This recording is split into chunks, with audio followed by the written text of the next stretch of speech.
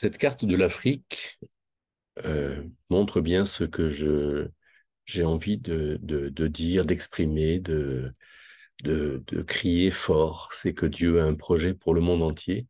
Quand on voit la répartition des richesses en Afrique, ici, dans cet immense continent, avec des endroits où il y a du cobalt, des diamants, hein, les diamants au Botswana, l'uranium au Niger ou au Mali, voilà, le pétrole, les poissons, le café, et puis toutes sortes de choses rares.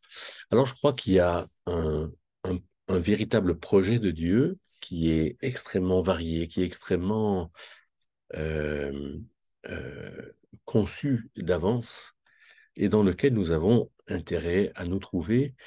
Et c'est pour ça que cette représentation va bien, à mon sens, avec ce titre, trouver l'équilibre dans un monde bouleversé. Pourquoi? Parce que ce monde, on le voit comme bouleversé, mais peut-être que regardons que aujourd'hui on est bouleversé parce que il n'y a jamais eu autant de richesse, de puissance, de facilité. Il fait chaud, on met la climatisation. Euh, il, euh, on n'a pas d'argent, on demande un prêt. Euh, voilà, il y a un système médical efficace.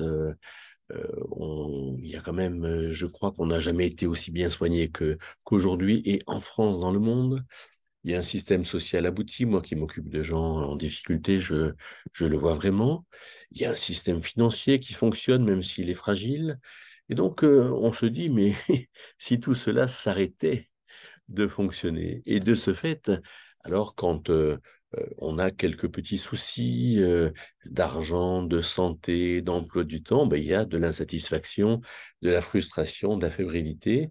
Et je dis une ingratitude possible. Je crois que tout le monde est ingrat et les fils d'Israël qui avaient été délivrés par Dieu en sortant d'Égypte, ils étaient aussi ingrats, ils avaient vite oublié ce que Dieu avait fait. Et nous, on oublie vite tout ce que Dieu nous donne, on voit plutôt ce qu'il ne nous a pas encore donné. En plus de ça, la mondialisation exacerbe les problèmes.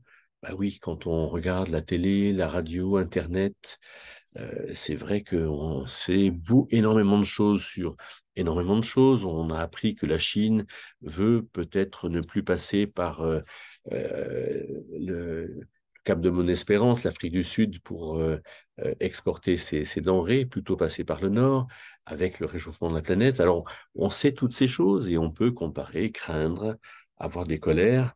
C'est certain que cette information qui est continue, mais qui est aussi ambiguë, parce que quelque part, quand on parle du succès de l'Allemagne ou de l'Italie ou même de la Turquie sur quelque chose, quand on sait que la Turquie exporte énormément de fruits secs, on se dit, mais pourquoi est-ce qu'on ne le fait pas en France? Et du coup, on se, on se compare continuellement, on est continuellement dans une démarche complexe et douloureuse. Et avec tout cela, quelle est la place que Dieu nous appelle à prendre? Alors, je vous propose une réflexion sur trois points. La première, c'est que Dieu a un projet. Et du coup, quand on met ça en place, le fait que Dieu a un projet, alors les choses changent forcément. Parce que si on rentre dans le projet de Dieu et non pas dans la manière dont la manière qu'on a pensé en fait de voir le monde, ça peut bien changer.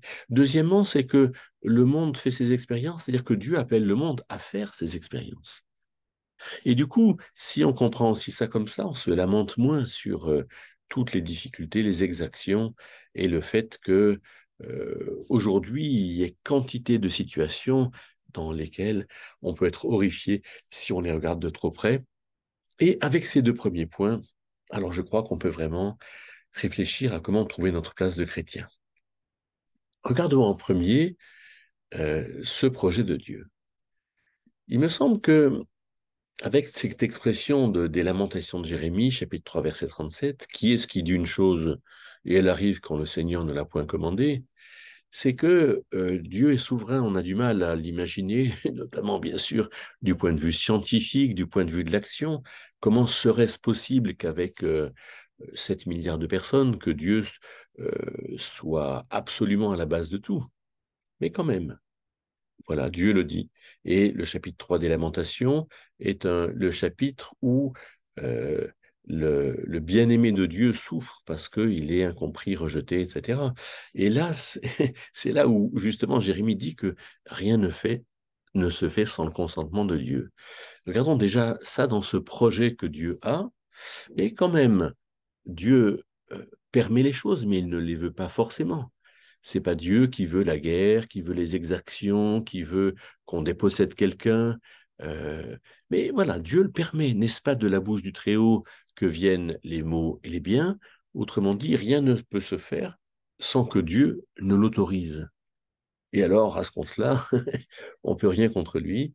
Ici, dans ces paroles de Daniel, au chapitre 4, versets 34 et 35, il s'agit de Nebuchadnezzar qui, après avoir eu ces 7 années de grandes difficultés, il a eu un épisode de folie.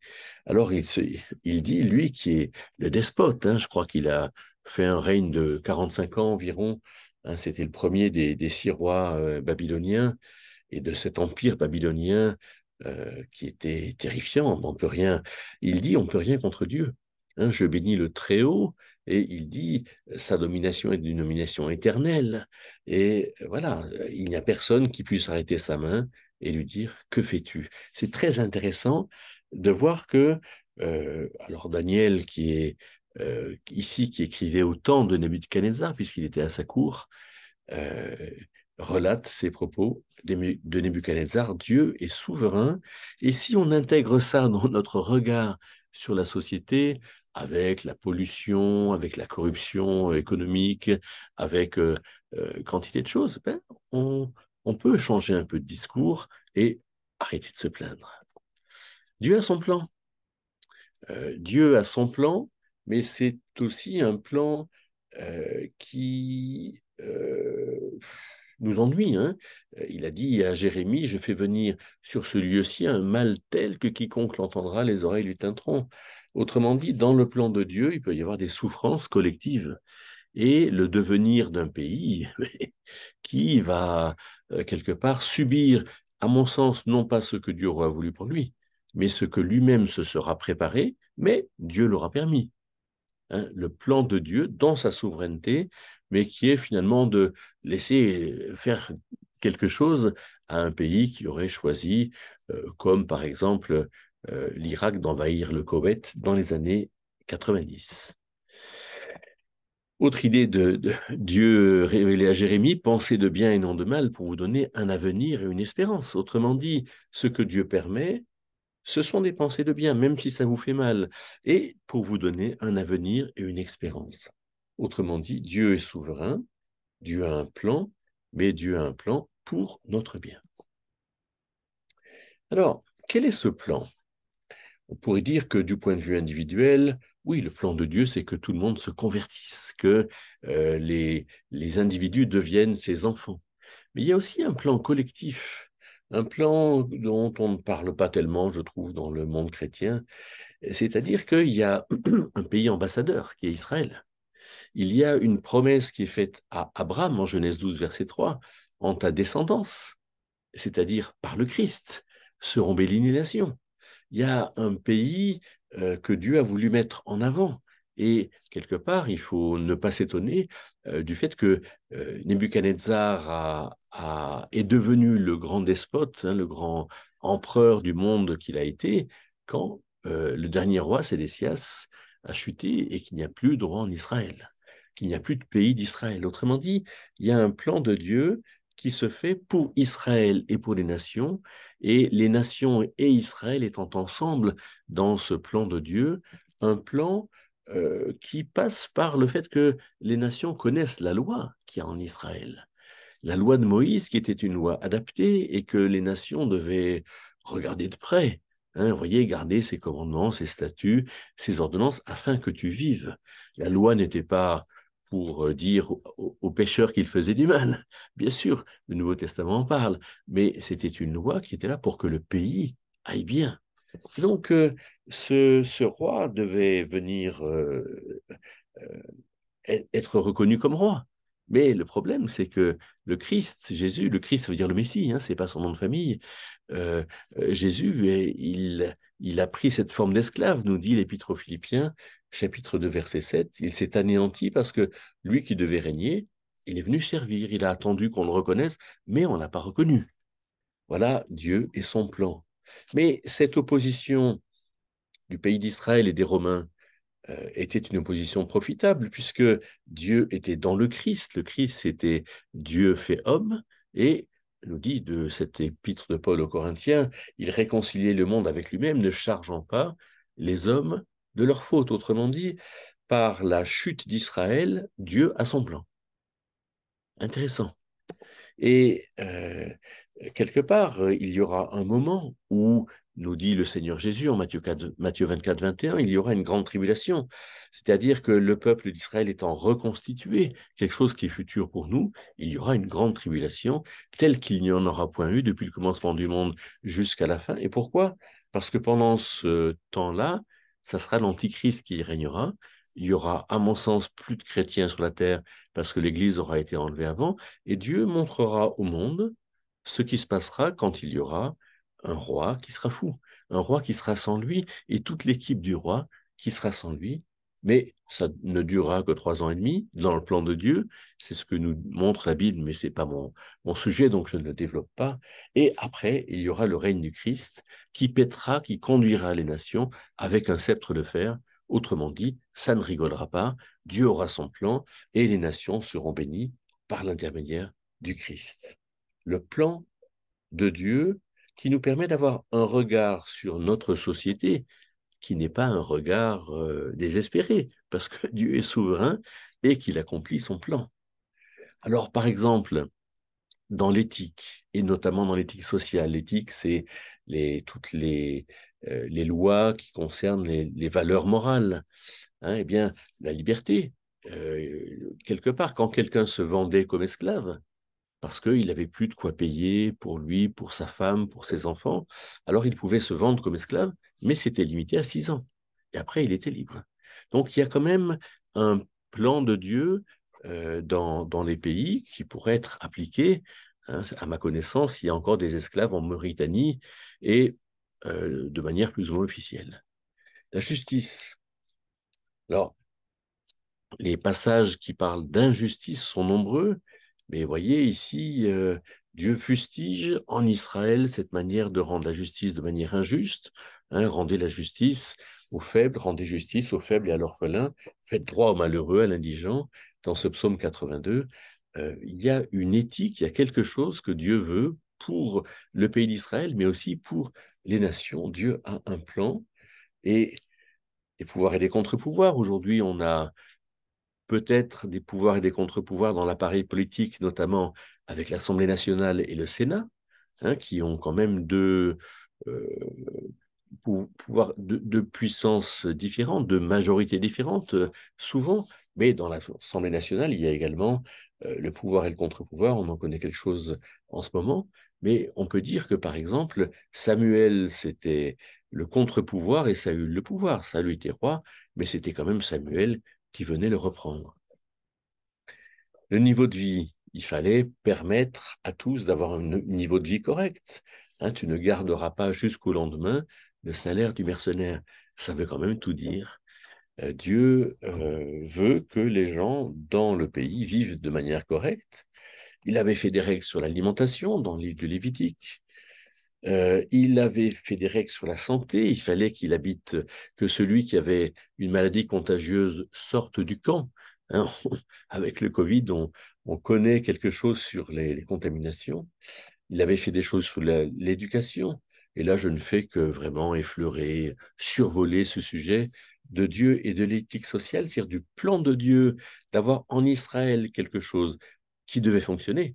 Et finalement, les pays, les nations qui devaient être euh, interpellés par l'exemple d'Israël, pays dans lequel les choses devaient bien se passer. Mais dans l'histoire, on peut dire que dans le projet de Dieu, c'est assez intéressant de voir que cette histoire des hommes, cette histoire des nations, bah, elle commence de manière douloureuse, même avant que Adam et Ève n'aient péché. Il y a déjà l'arbre de la connaissance du bien et du mal. Autrement dit, le mal est déjà en Éden. Autrement dit, il y a déjà cette souffrance euh, que, de laquelle Dieu veut protéger Adam et Ève. Hein. Tu ne mangeras pas du fruit de l'arbre de la connaissance du bien et du mal, mais cet arbre est quand même là. Et donc, si Adam et Ève n'avaient pas fait ce qu'ils ont fait, probablement, cet arbre aurait servi à quelque chose. C'est un Dieu qui sanctionne. Dans l'histoire, il y a eu le déluge où de toute la population qui était là à l'époque, il n'y a eu que 8 survivants. Hein, donc, le déluge qui est venu couvrir le monde entier, mais ils étaient quand même pas très nombreux. Et à mon sens, à cette époque-là, il y avait le monde entier était réuni sur une petite surface. Je ne développe pas, je le ferai dans une autre diapo, dans une autre présentation sur comment est-ce que j'imagine la création en Genèse 1 et suivant. Mais avec Babel, Dieu a confondu les hommes aussi. Hein. Après le déluge, il y a encore des hommes qui sont dans le spiritisme et qui construisent cette ziggourate qui monte jusqu'aux cieux, jusqu'aux nuages. Et donc Dieu fait que les hommes parlent dans des langues différentes et ils ne se comprennent plus. Autrement dit, dans ce plan que Dieu connaît à l'avance, eh bien Dieu sanctionne. C'est intéressant. Dieu n'a pas prévu un plan qui se déroule tranquillement, sans aucune anicroche. Non, non. Il prévoit un plan dans lequel l'humanité agit en fait de manière libre et responsable. Et de ce fait, Dieu va sanctionner. Ce qui fait que quand on voit des choses qui se font mal dans l'humanité, eh bien, ne soyons pas forcément désespérés ou attristés à l'excès. Non. Dieu, d'un côté, organise, puisque la loi de Moïse est un code civil exemplaire, mais d'un autre côté, Dieu se risque, puisque justement, le Messie a été rejeté. Mais ça, Dieu le savait aussi à l'avance. Et donc, Dieu veut faire à la fois dans les pays, dans l'histoire du monde, comme dans l'histoire de l'Église. Il veut qu'on fasse l'expérience du bien et du mal, un peu comme Éden, il y avait l'arbre de la connaissance du bien et du mal. Mais Dieu maintient les choses. Dieu maintient la terre et ses habitants, Dieu maintient l'Église et tout ce qui peut s'y faire, même si l'Église fait des choses mauvaises, mais à nous d'être des témoins là où nous sommes. Dieu maintient, mais Dieu rendra justice. Et Dieu rendra justice. Je sais bien que, notamment dans les commentaires qui sont faits sur la chaîne Débrouille-moi, plusieurs personnes ne s'intéressent pas tellement à ce qui viendra par la suite. Mais quand même, Dieu dit qu'il rendra justice. Il y a ce tribunal du Christ qui sera pour plus tard. 2 Timothée 4:1, il jugera, le Christ jugera par son apparition et par son règne. Il y aura donc une justice qui se fera et de laquelle nous faisons bien de donner un peu d'intérêt. Et donc, il y a un moment où Dieu fera aboutir les choses. Et c'est intéressant de voir que de la même manière que la terre a été nettoyée par le feu, nettoyée par l'eau, hein, purifiée par l'eau dans ces temps du déluge, qui sont venus environ 2500 ans avant l'ère chrétienne, hein, donc il y a 4500 ans, la terre sera purifiée par le feu. On peut penser qu'il y aura un épisode volcanique sur l'ensemble de la terre. Et c'est ce que nous dit le chapitre 3 de la deuxième lettre de Pierre. Dieu, dans l'histoire, montre que il tient les choses dans sa main, mais qu'avec ça, il laisse aux gens le temps de faire leurs expériences. Ce qui fait que quand les gens disent que fait Dieu quand il y a des guerres, des famines, des pandémies, etc., je dis, mais Dieu sait ce qu'il fait. Et voilà, Dieu parle, Dieu, sachons l'écouter, sachons nous mettre à ses pieds, être humble, être malléable et agir avec ça. Regardons maintenant la deuxième partie de cette présentation. En haut à gauche, vous avez une mosaïque, hein, un carrelage, une mosaïque romaine. Il faut savoir que du temps de Jésus, 80% des gens qui vivaient à Rome étaient esclaves. Donc l'histoire du monde parle d'elle-même. Et puis en bas à droite, Dieu est mort, disait Nietzsche, mais quelqu'un vient corriger en disant Nietzsche est mort, dit Dieu. Bien, l'histoire du monde parle d'elle-même. L'histoire du monde est douloureuse. Dans la première famille, Adam et Ève, ils ont eu, nous dit la Bible, au moins 3 enfants. Le premier, c'est Caïn, le deuxième, c'est Abel, le troisième, c'est Seth. Eh bien, malheureusement, Caïn a tué Abel. Et on voit que dans la première famille, déjà, ça marche mal. Dans l'histoire du monde, ça marche mal. Mais c'est l'expérience du monde. C'est pas forcément ce que Dieu a voulu, mais c'est aussi, comme on l'a vu, ce que Dieu permet. On a un peu parlé de Nebuchadnezzar et parlons de la succession des empires tels que la Bible nous les montre. Vous savez, ces rêves de Nebuchadnezzar avec les quatre aspects de cette statue, hein, la tête d'or, la poitrine d'argent et ensuite les jambes d'airain et des reins d'argile pour les pieds. Il y a des empires et le chapitre 11 de Daniel nomme ces empires. On sait bien qu'après l'empire babylonien, c'est l'empire Médo-Perse qui lui a succédé. Babylone, c'était 606-536. Ensuite, l'empire Médo-Perse, c'est 536-330 environ. Ensuite, après l'empire Médo-Perse, c'est Alexandre le Grand et l'empire grec qui va le renverser. Et Alexandre le Grand va, en tout cas, l'empire perse va régner jusqu'à Pompée et César au 1er siècle avant Jésus-Christ. Et il y aura l'empire romain et qui est tombé en 450 après Jésus-Christ, mais l'Empire romain qui probablement revient avec l'Europe, à mon avis, et ces empires qui broient tout, qui veulent tout contrôler, et on parle aujourd'hui de beaucoup de choses que fait l'Europe, ou en tout cas, tout n'est peut-être pas dit, hein, mais la monétique, hein, cette mainmise de l'Europe sur l'argent et sur la manière de gérer l'argent, voilà, la succession des empires montre bien que l'histoire du monde est une histoire très douloureuse.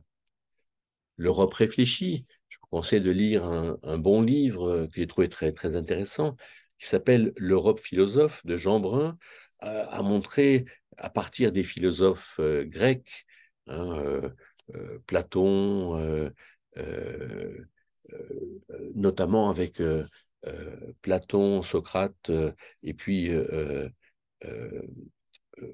tout ce qui a pu se passer, et notamment dans ce qu'il dira de Nietzsche, du siècle des Lumières et de l'aboutissement de la philosophie pour aller vers une sorte de dérision. Hein, l'histoire du monde parle d'elle-même. Du point de vue philosophique, l'Europe n'a pas su se construire avec des choses qui portent les hommes. Dans le rapport politique-Église, ça a été aussi très compliqué. Je dirais que euh, dans le 1er siècle, après les persécutions qui ont eu lieu depuis Néron dans les années 65 après Jésus-Christ jusqu'à Dioclétien avant Constantin qui a pris les rênes en 312 après Jésus-Christ, euh, eh bien, l'Église a été persécutée, mais ensuite l'Église a persécuté tout le monde en faisant croire n'importe quoi. Les gens ne pouvaient pas lire la Bible et l'Église dominait. Hein, on se souvient de cette expression aller à Canossa.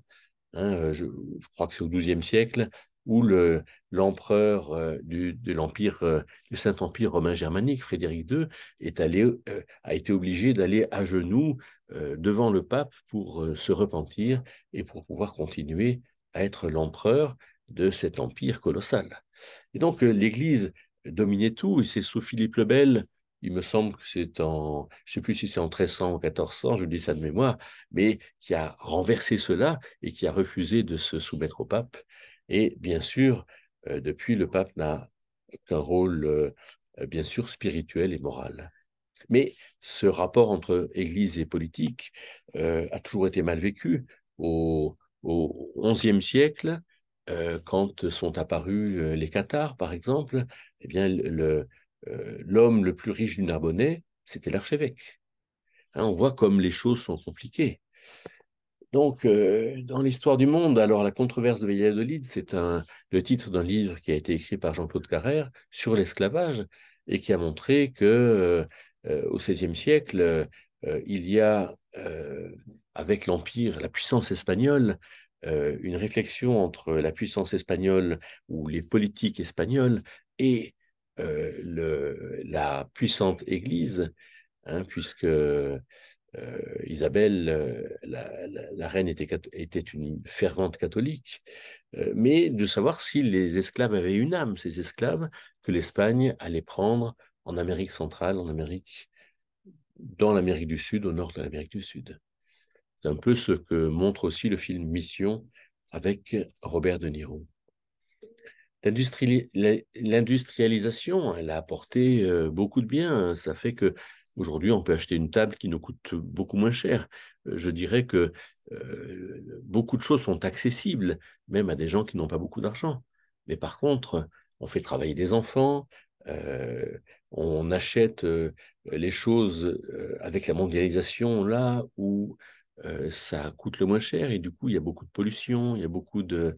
Voilà, l'histoire du monde qui parle d'elle-même.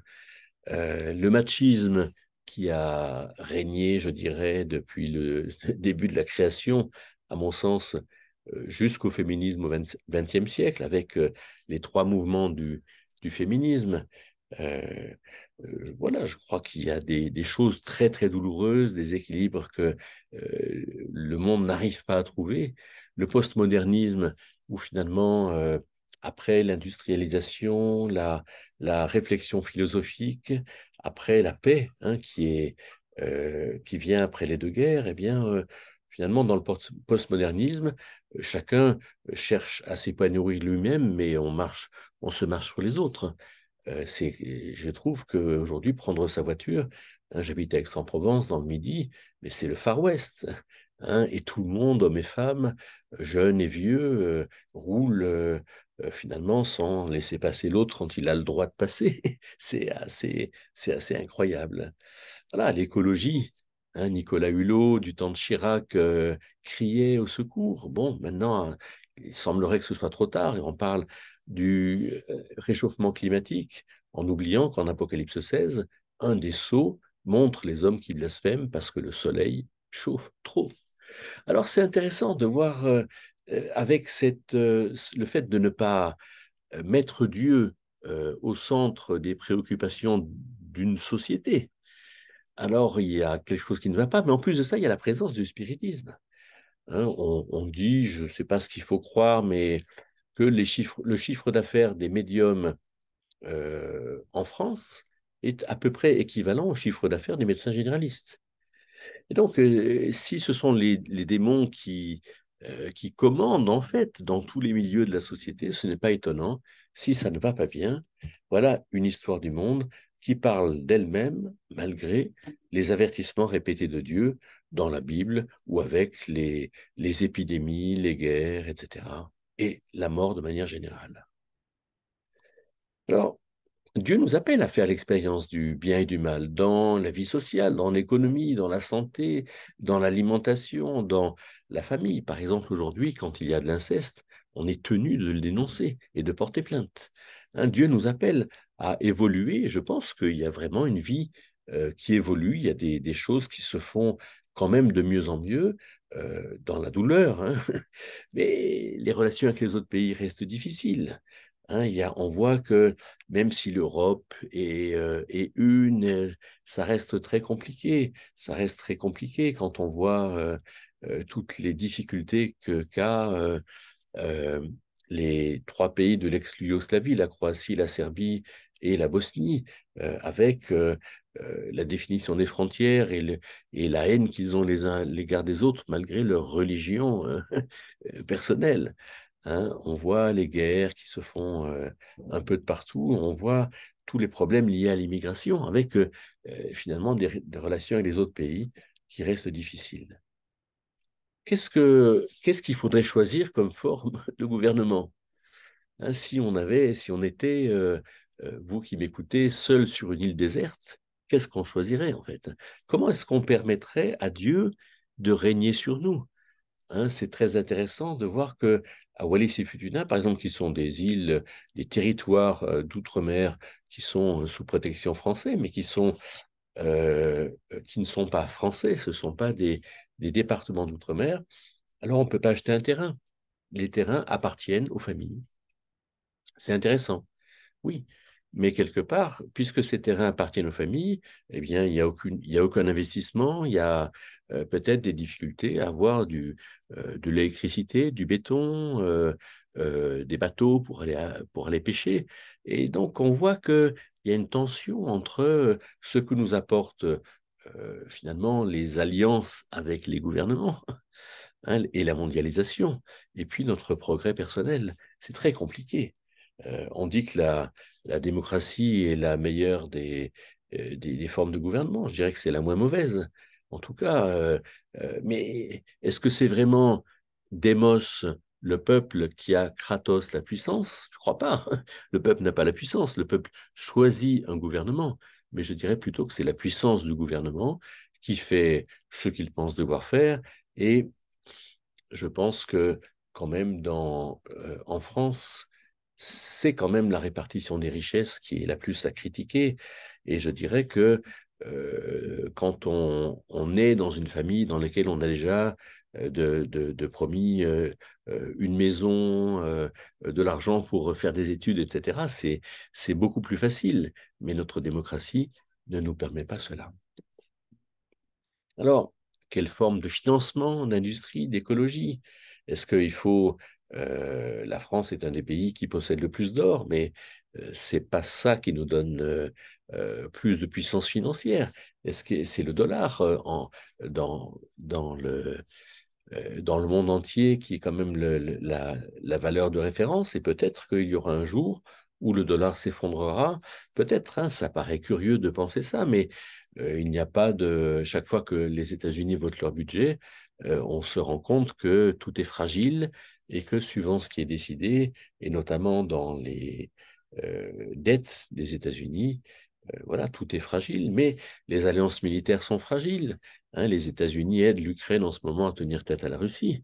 Mais jusqu'à quand est-ce que ça se fera? Et puis, qu'est-ce qui va se passer? Hein, le G7, le GIEC, avec euh, tout ce qui veut se faire du point de vue économique, sociologique, écologique, amène à la fois beaucoup d'espoir, mais beaucoup de contraintes. Hein, il y a des guerres dont on ne parle pas beaucoup parce qu'il y a des besoins de terres rares, de minerais, de métaux qui sont utilisés pour nos téléphones, par exemple. Hein, l'uranium pour euh, le- le- la production d'électricité. Voilà, c'est très compliqué tout ça et on voit bien que le monde fait ses expériences. Et je pense que quand on voit tout ce qui se passe mal, il faut être persuadé que Dieu veut nous faire une expérience de la vie et de ce qui ne va pas, probablement, à mon sens, pour avoir utilisé cette expérience quand ça sera le moment. Alors, je finis avec ce qui nous concerne. Comment trouver notre place? Il me semble que dans notre société, quand on va acheter du pain, quand on a un commerce ou quand on enseigne la philosophie ou quand on est infirmier, avocat, etc., il faut être libre. Je crois qu'il faut être libre. Il faut servir la société, mais il ne faut pas s'asservir à la société.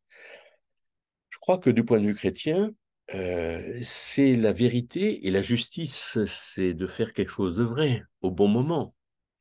Euh, eh bien, il faut être libre de dire ce qu'on pense, que ce soit dans la société, dans la famille, dans l'Église. À nous de cultiver cette liberté. Je pense que plus on la cultive, alors plus on se rend compte qu'on a besoin de Dieu pour être proche de ce qu'il pense, mais aussi pour être libre soi-même. Et vivre libre, ça nous permet de vivre justement. Quand on voit tous ces gens qui manquent de quelque chose, alors on se dit, bon, il faut être les premiers dans les bonnes œuvres.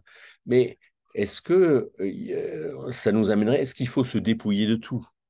Hein, on sait que dans le monachisme, dans ce que l'Église catholique a beaucoup développé, c'est ces gens qui se dépouillent de tout. Est-ce qu'ils ont raison de faire ça? Est-ce que c'est juste de se dépouiller de tout? Il me semble que quand même, charité bien ordonnée commence par soi-même. Il faut soi-même avoir ce qu'il faut pour pouvoir donner à quelqu'un d'autre. Vivre justement. Vivre justement, c'est ne pas se venger. Vivre justement, c'est rendre justice dans les domaines dans lesquels on a quelque chose à dire. Voilà aussi qui est important. Collaborer au système de santé. Moi, je pense que il faut rechercher, ne pas faire comme le roi Asa qui a recherché les médecins et pas l'Éternel. Il était malade des pieds, et le texte montre à quel point ça a été dommageable pour lui. Mais il faut aussi aller voir son médecin avec l'esprit de Dieu, quand le médecin nous prescrit des médicaments, dire au médecin, mais est-ce que vous pensez vraiment que c'est ça qu'il me faut? Euh, est-ce que prendre des médicaments, c'est pas forcément comment dire, la meilleure des choses et le remède absolu. À nous d'être quand même équilibrés, de réfléchir. Hein, en ce moment, je suis très fatigué. Est-ce que vous ne pensez pas qu'il faut que je commence par me reposer avant de prendre toutes sortes de vitamines, etc., de produits plus ou moins dopants? Collaborer à la répartition des richesses. Eh bien oui. Hein, c'est-à-dire, est-ce que mon objectif, c'est de m'enrichir ou est-ce que mon objectif, c'est de faire que ces personnes qui sont autour de moi, ces 12 personnes, hein, si le Christ a fait 12 disciples, c'est probablement qu'il s'est occupé d'un petit nombre de personnes et qu'il nous appelle à faire comme lui, c'est-à-dire à aider les personnes qui sont dans le besoin autour de nous. Militer pour des produits alimentaires de qualité, comment? Alors, c'est sûr que toute nourriture est sanctifiée, nous dit 1 Timothée 4,5, par la parole, c'est par la Bible, et par la prière. Par la Bible, parce qu'on sait vraiment qu'il y a des choses euh, qu'il ne faut pas qu'on mange tous les jours, hein, les huîtres, par exemple.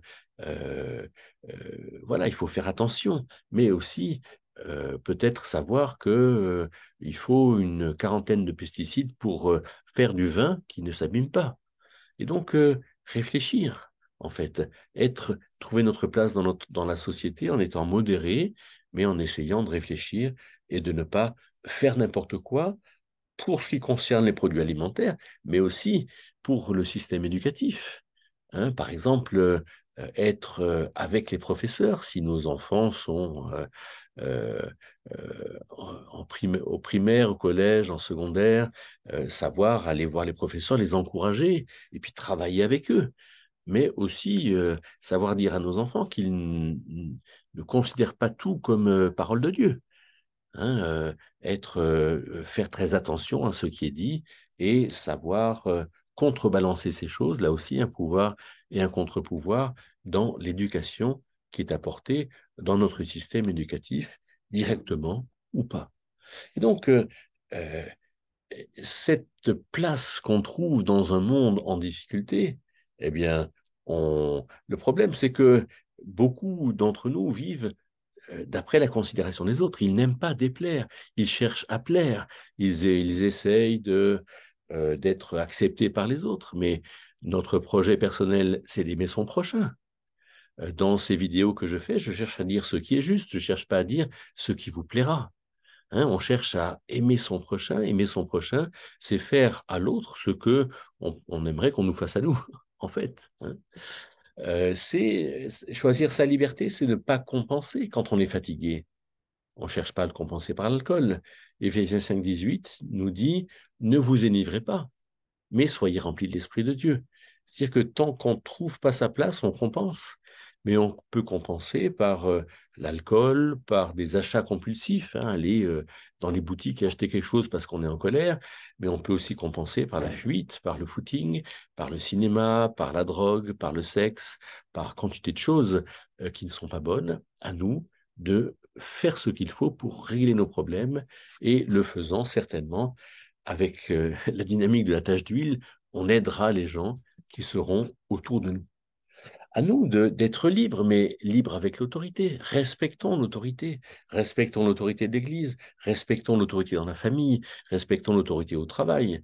Mais arrêtons d'avoir un cordon ombilical. Ne soyons pas soumis à l'excès ou ne nous révoltons pas à l'excès. Non, disons à l'autorité ce qui ne va pas. Et là, je crois que on fera vraiment du bon travail. Mais que faire des états d'âme douloureux? Alors, j'ai des vidéos sur les états d'âme, il y en aura d'autres aussi qui viendront. À nous de vivre justement la colère. Moi, je connais des chrétiens qui se mettent jamais en colère, qui s'indignent jamais, qui disent je prends sur moi, c'est Dieu qui s'en occupe. Non, nous avons à exprimer les choses. Être libre, c'est aussi dire voilà, j'ai eu mal quand tu as fait ça, hein, donc ne pas accuser l'autre, mais l'en informer et être dans cette véritable collaboration. Voilà. Choisir sa liberté, c'est ne pas construire des rivalités. On ne fait pas les choses par rivalité. Et souvent, d'ailleurs, on fait les choses par rivalité parce que on a des complexes d'infériorité. Mais comment est-ce qu'on peut avoir un complexe d'infériorité quand on sait que Dieu nous appelle à être nous-mêmes simplement?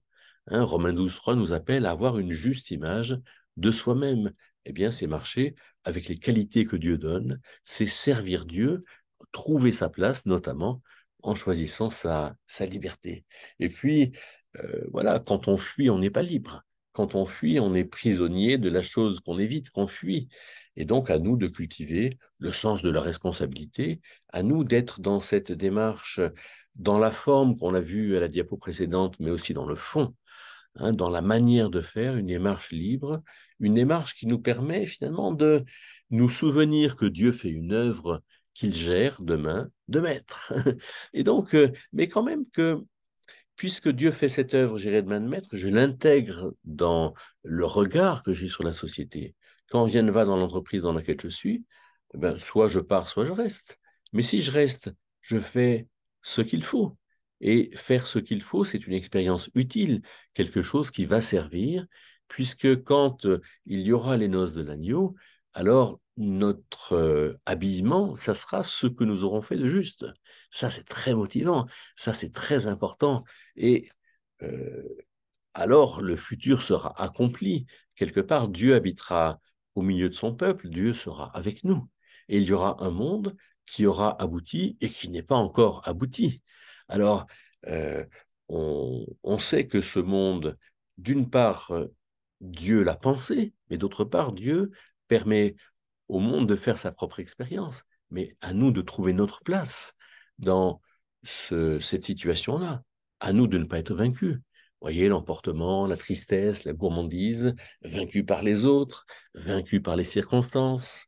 Hein, voilà, Satan nous aide à faire mal, donc ne faisons pas mal. Hein, l'ignorance, l'approximation, la paresse, toutes ces choses ne devraient pas nous permettre d'être vaincus. À nous de trouver cet équilibre, cette place que Dieu nous appelle à prendre dans un monde qui est bouleversé, qui est en difficulté. Quel équilibre? Celui de la foi, c'est-à-dire être en relation avec Dieu. Celui de l'amour, rechercher la relation à l'autre, mais en le respectant. Hein, et chaque fois qu'on respecte l'autre dans le cadre de la foi, alors on sait que ce que nous faisons va produire et ce que nous faisons produira, c'est sûr, c'est l'espérance. Vous avez reconnu ces trois, ce qu'on appelle les charités, les vertus chrétiennes. Eh bien, nous pouvons trouver notre place avec la foi, l'amour et l'espérance dans une société que Dieu fera aboutir. J'espère que ces réflexions vous auront fait du bien, comme elles m'en ont fait à moi-même.